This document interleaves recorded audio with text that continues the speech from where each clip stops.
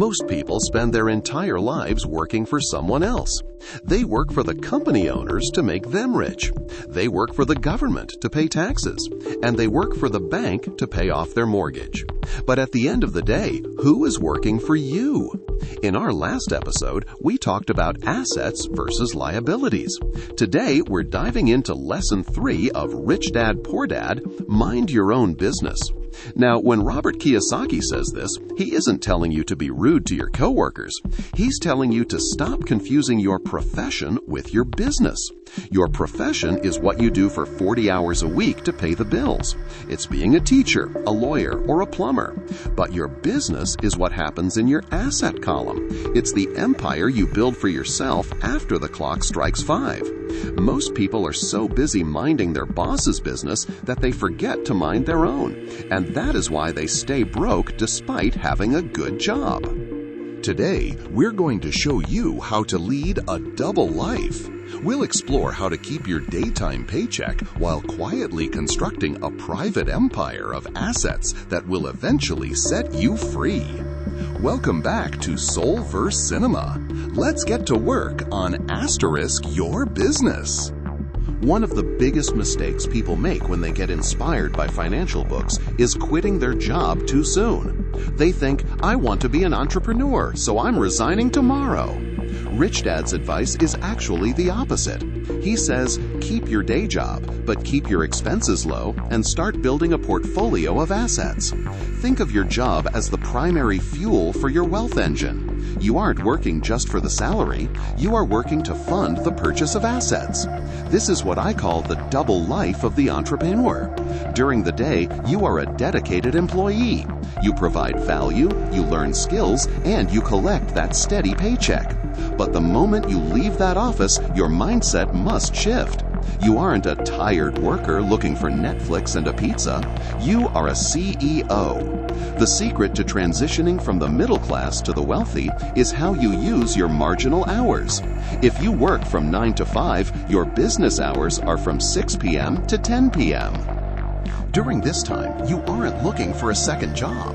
That's just trading more time for money. You are looking for ways to acquire assets that don't require your constant presence. Every dollar you save from your salary should be treated like a little soldier. Your job is to send those soldiers out into the world to capture more territory, more stocks, more real estate, or more intellectual property. When you mind your own business, you become the owner of your future rather than just a guest in someone else's company. So, what kind of businesses can you actually run while working a full-time job? You need things that don't require 40 hours of your week. First, consider paper assets. This is the easiest way to start minding your own business. When you buy dividend-paying stocks or index funds, you literally own a piece of a business. You have a team of CEOs and thousands of employees working for you while you sit at your day job. You don't have to manage the staff, you just collect your share of the profits. Second, look at digital assets and royalties. We live in an incredible era where an automated online store, a YouTube channel, or a digital course can run 24/7. Once the initial work is done, these assets can generate income while you are sleeping or attending a corporate meeting. If you write an ebook and list it on a global platform, that is a business that minds itself. Third, think about intellectual property. Do you have a patent, a design, or a piece of music? Licensing these things allows you to earn passive income. The goal is to build a hands-off portfolio. You aren't trying to create another job for yourself where you have to trade your sleep for dollars. You are looking for systems. Rich people buy systems. Poor people work for them. As your asset column grows, the income it generates will eventually cover your expenses. That is the moment your business officially becomes bigger than your job. Let's look at a real-world example. Meet David. David is a project manager at a tech firm. He makes a great salary, but he realized that if he stopped working, his income would drop to zero. He was minding his boss's business, but his own business was non-existent. Instead of buying a luxury SUV with his year-end bonus, David did something different.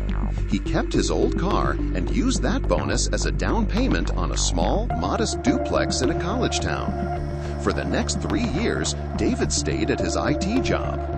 He used his monthly salary to pay his own rent and bills, but he used the rental income from the duplex to pay down the mortgage on that property faster. He didn't see that rental money as spending money. It belonged to his business. By year 5, David had enough equity and savings to buy a second property. Now he has 2 assets, putting money into his pocket every month. If David gets laid off tomorrow, he isn't panicked. Why?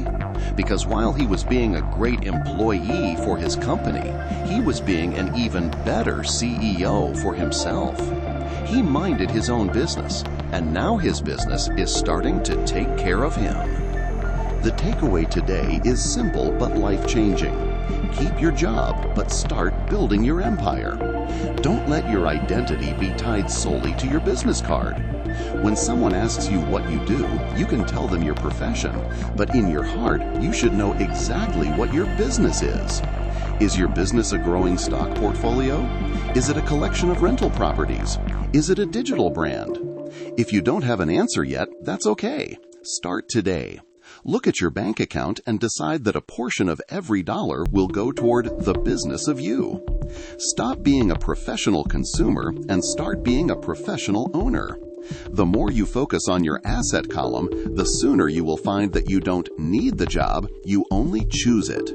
If this lesson hit home, hit that like button and tell me in the comments, what is one asset you are going to start building this year?